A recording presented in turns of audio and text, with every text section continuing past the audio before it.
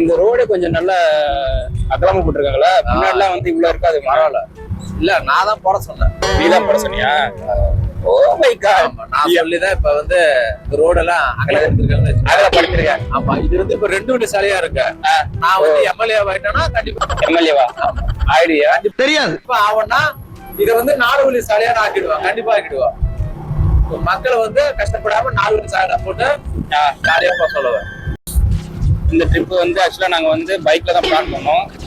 ஏன்னா எங்கள்கிட்ட கார் கிடையாது.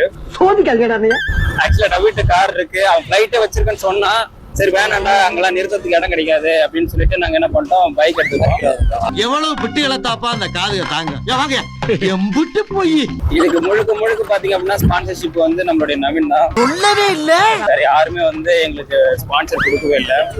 கடைசியில வந்து அவங்க வீட்டுல வந்து ஒரு 500 ரூபாய் பிச்சுட்டு இருந்தான், நான் எங்க வீட்டுல ஒரு 500 ரூபாய் பிச்சுட்டு இருந்தேன். ஸோ இப்படி எடுத்துட்டு வந்த காசுல தான் இப்ப நாங்க டிராவலே பண்றோம்.